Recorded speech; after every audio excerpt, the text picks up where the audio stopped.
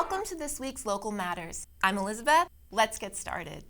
On June 5th, the Plymouth Art on the Green Art Fair is a must-stop on your Saturday downtown visit.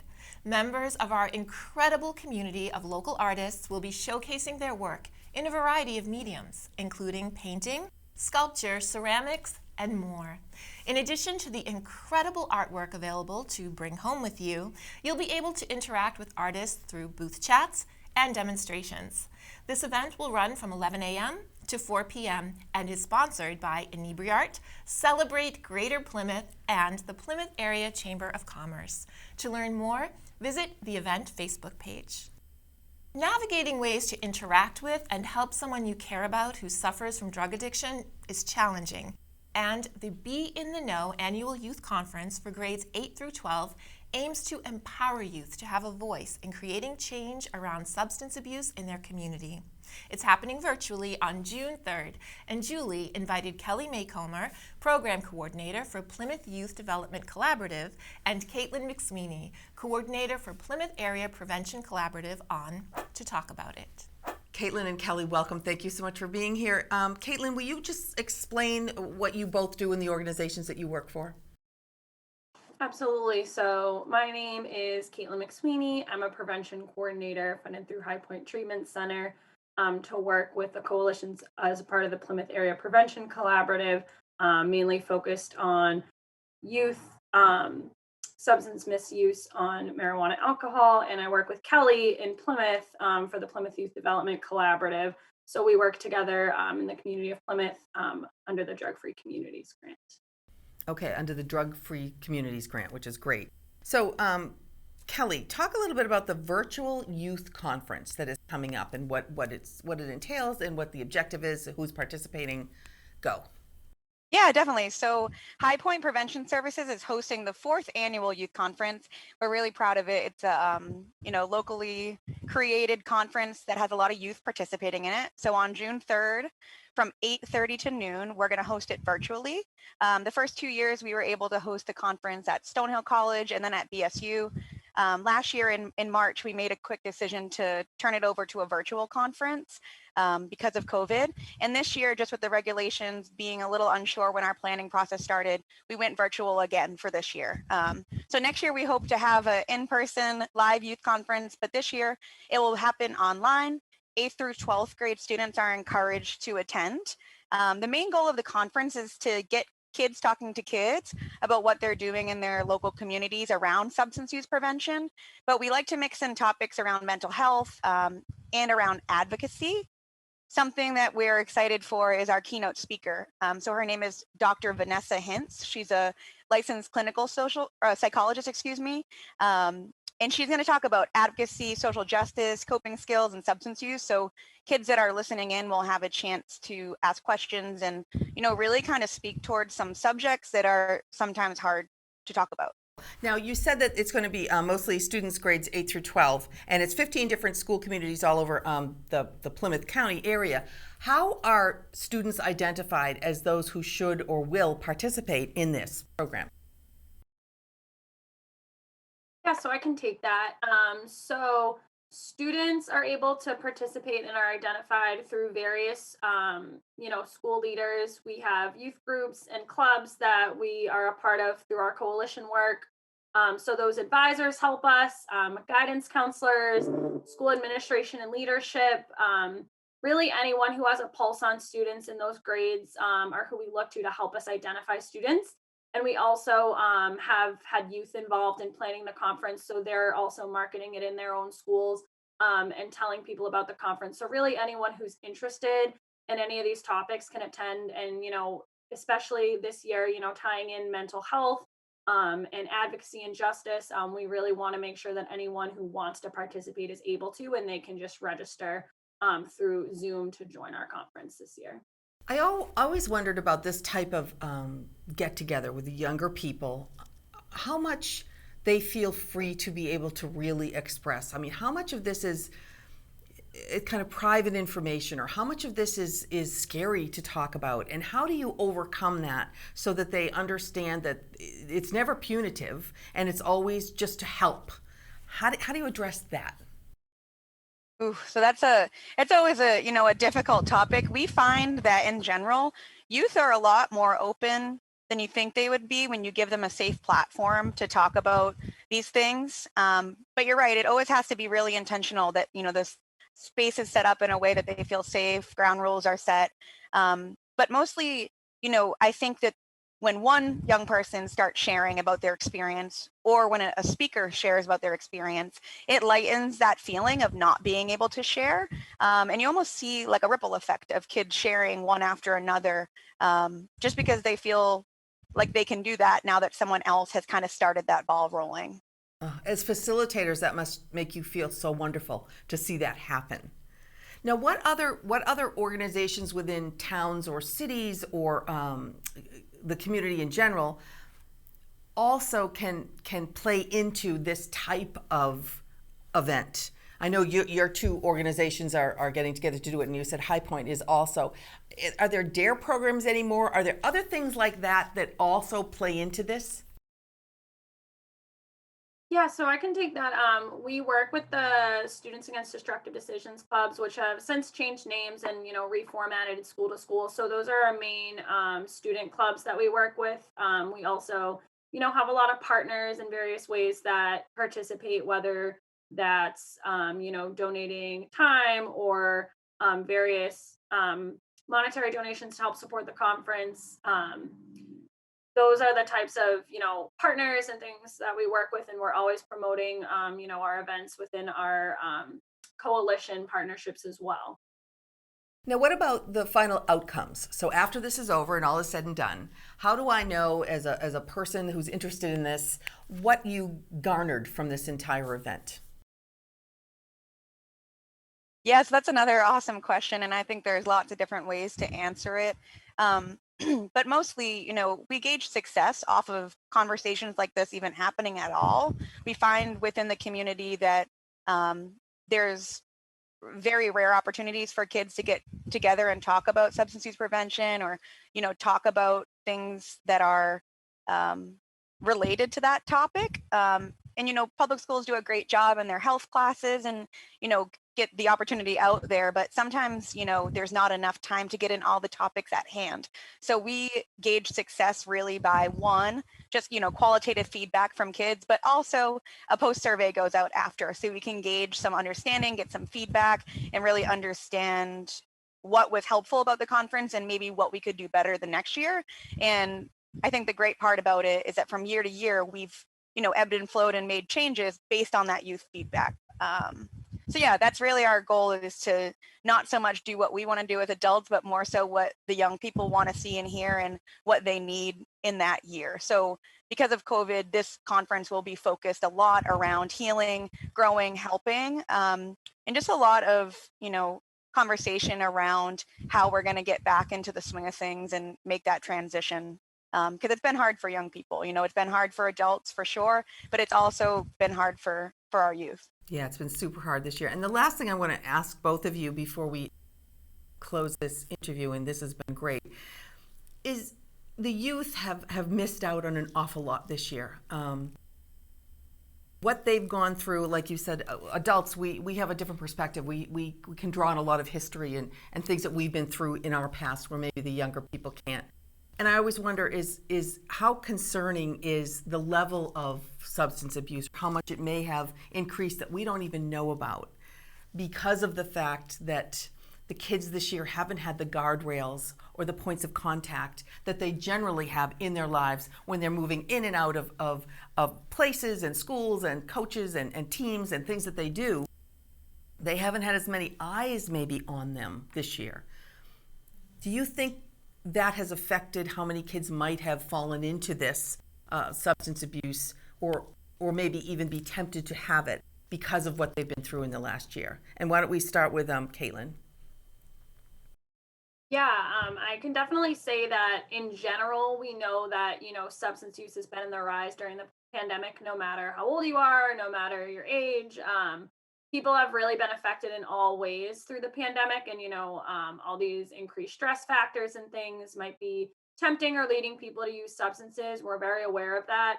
And to your point, like, there haven't been as many like connections or contacts that, we would have generally through, the school systems and other, organizations that youth are involved in to have those connections to kind of be on the lookout. So, I mean, we know that, there are kids that might be using more and are tempted to use more. So we're really just trying to do our jobs and, make our resources and services accessible to people who need it. As mental health challenges are on the rise, anxiety and depression's on the rise, like really giving people what they need in the moment to be able to, deal with those temptations, have coping skills, utilize those in the moment, and really, think about intentionally what, these substances might be doing to their bodies and find a positive outlet. Excellent. And Kelly, any final thoughts? And Caitlin covered most of it. But mostly we just try to reiterate to youth when we're able to meet with them or able to meet with their teachers or coaches to just really, normalize needing help and normalize not being okay. And being able to reach out and get the help that you need has really kind of been our message. Around the lens of substance use prevention, I think Caitlin hit it on the head when she said adding positive coping skills. So figuring out how can I deal with my anxiety, how can I deal with my stress without turning to a substance to do that. And if we can continue to work with our community partners who are so awesome in Plymouth to continue to have opportunities for kids to participate in positive things constantly, we're more likely to sub out that negative coping skill of substance use. Excellent. Perfectly said. I totally agree. Well, ladies, wonderful. This is great. I wish you grand success with this, and I'd love to hear the follow-up down the road of how it went. Thank you so much for joining us today. Awesome. Thank you. Thank you. Thank you, Julie. For more information, email bitkconference@gmail.com. Your family may have seen and loved the movie How to Train Your Dragon, but have you seen it under the stars? On Wednesday, June 2nd at 8 p.m., the Duxbury Free Library invites you to set up your blanket or lawn chairs on the side lawn and enjoy the mythical tale of young Viking teenager named Hiccup and his friendship with Toothless, the dragon. Showtime is at 8 p.m. Visit the Duxbury Free Library website for more details. The Island of Sea Woman by Lisa See is a novel of historical fiction about a small Korean village's all-female diving collective and spans several decades beginning in the 1930s. This story by Lisa See of women's friendships and the larger forces that shape them is the Pembroke Public Library's Book Club choice for June. The June virtual book club discussion takes place on June 1st from 6:30 to 7:30 p.m. Visit the library website to register. In-person programming is back at the Duxbury Senior Center. Would you like to develop your smartphone confidence and increase your digital photography skills? Join instructor Robin Billing on Wednesday, June 2nd, in person at the Duxbury Senior Center for Smartphone Photography, a 5-week in-person technology course. The course will take place on Wednesday mornings in June from 10:30 to 11:30. You'll not only learn how to use your camera to take pictures and videos using various settings, but also to edit your photos using special effects and navigate your photo collection and create personalized albums. Robin will be using an iPhone for demonstration, but all other smartphones are welcome, and there will be no need to take notes. Detailed handouts will be provided. To sign up for this fun class, visit duxburyseniorcenter.org and click Register for a Program. On June 10th from 6 to 7 p.m., join the Plymouth Public Library and author and educator Adam Falkner for Masculinity, Culture, Breaking Through, and Becoming Our True Selves. This virtual forum and poetry reading will open up conversation around identity, wholeness, and what it means to be male in our hyper-masculine culture. Falkner will share readings from his latest book, The Willies, which speaks to toxic masculinity and how it affects the LGBTQ+ community in ways that undermine one's value and one's uniqueness. The panel will also include licensed social worker Sawyer Bethel, founder of the statewide Pride program, who will offer insight and guidance on how LGBTQ+ individuals can find support and encouragement. This important forum addresses topics that can affect our most vulnerable, including teens at risk, mental health, sharing with others, and getting assistance when you need it. To register, visit the Plymouth Public Library website. And if you have any questions, please feel free to reach out to librarian Tom Comiskey, by email at tcomiskey@ocln.org or phone at 508-830-4250. Keith is here with InFocus Snapshot.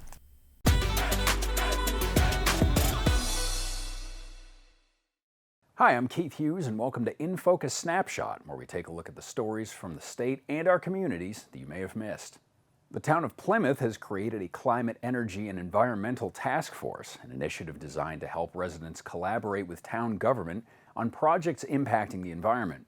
Groups and individuals can review the task force's documents on current, future, and past projects and can add their own through a submission form. A public poll will list the top items to be reviewed by the town. You can find out more information about the task force and the project by visiting plymouthma.gov and clicking on the Town News tab. The Greater Attleboro-Taunton Regional Transit Authority, better known as GATRA, has received a grant to offer taxi rides to vaccine appointments and for other COVID-19 related transportation needs.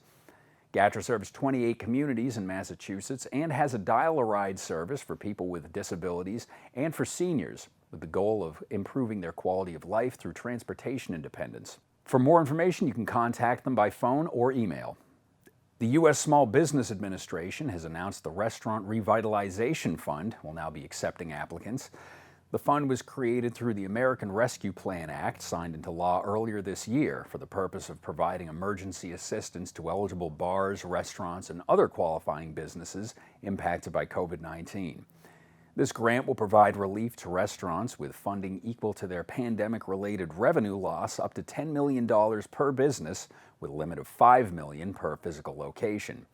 Visit sba.gov to apply or to find out more information. State Representatives Kathy Lenatra and Josh Cutler have been chosen by Speaker Ron Mariano to serve on the Future of Work Commission established in the economic development legislation that passed last session. This commission is tasked with studying the impact of automation, artificial intelligence, and global trade on the workforce and economy, with a primary objective of ensuring sustainable jobs and fair conditions for workers in all industries. Among the commission's main areas of focus are access to health care, retirement security, and unemployment insurance. That's all for this week. Thanks for watching this edition of InFocus Snapshot. I'm Keith Hughes, and we'll see you next time.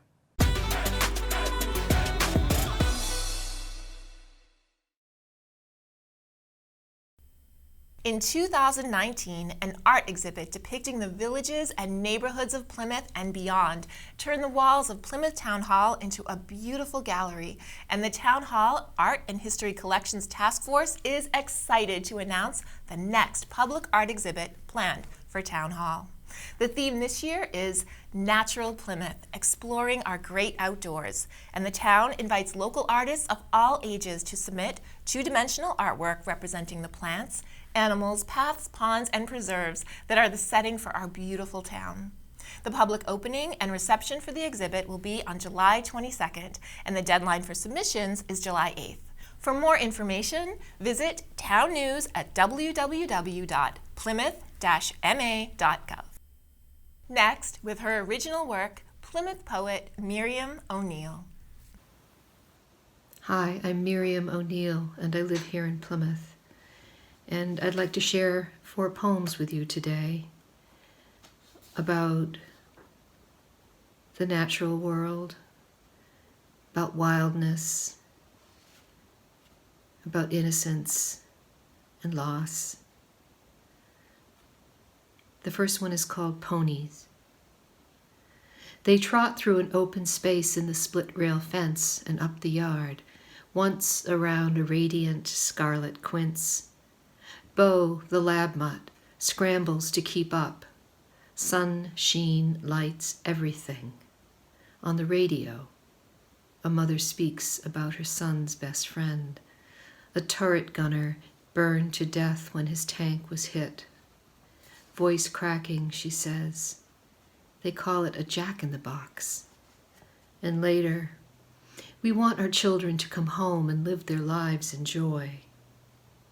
At the house on Clifford Road, each girl trots her pony across the patio, holding her steed in check across the bricks, then drops imagined reins as one by one each reverts to her real body, a girl in shorts and flip-flops, manes tugged back in hair ties, shiny, sweaty necks.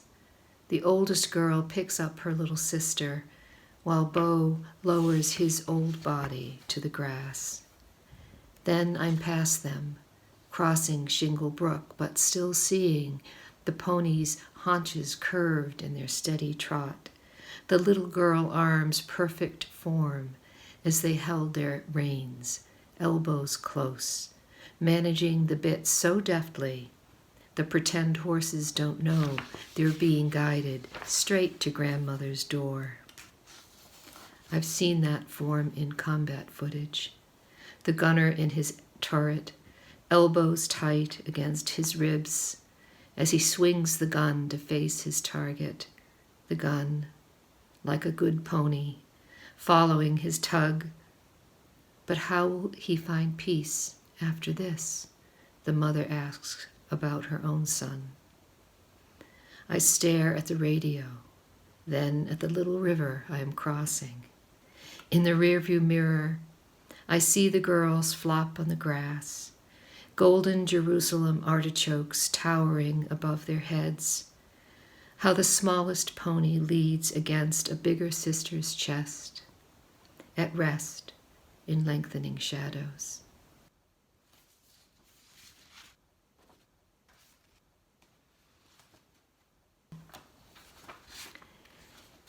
And the next 3 poems are meditations on the natural world and what we learn about ourselves there. Consider the cormorant. After 3 days of rain, Scituate's cliffs straddle the horizon, the furthest slash of coastline seeable from Manomet Point. And I consider the cormorants balanced on barnacled shoulders, the low tide has exposed, wings wide open in a tableau of flight, black-backed, chests tufted white, orange feet spread wide, a streak of guano trailing behind. Beaks into the wind, they know how to stand as if hanging in the thermals, red crowns flittering. It's a matter of survival, this ability to balance on a shat-upon rock. Sometimes life's like that when we're paying attention. We learn that follow-through takes a while, that some days it's enough to perch in the light. It's just, sometimes, the weight of waters more than November's sun can disperse. We'd like to fly, but no, we have to wait.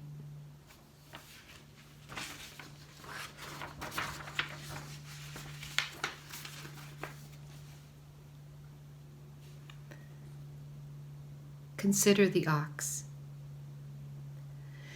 Consider the ox in his stall, the moon a narrow, gilded wire against the evening sky. Consider the great heart of the ox at rest, lungs winnowing oxygen in the warm barn air. Consider the stones at rest where the ox hauled them that morning, stained to a sheen with September's heavy mist. The day's work done, all night the mice will natter in the loft and fashion valleys the ox can't wander. Whose world is this? Whose world these? Consider the mud and slough of grass and gravel a farm is, the breath and blood and flesh, metal, leather, tin, pleasure in the miracle of tamed things. Consider those who may at any minute be untamed.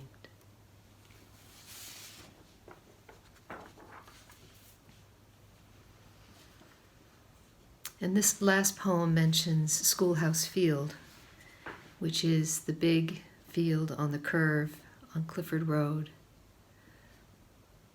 And there was a schoolhouse there many years ago. Natural law. A buttonbuck grazes in Schoolhouse Field. The school's been gone 100 years, and cedars, once replaced by hay, have begun to reclaim it.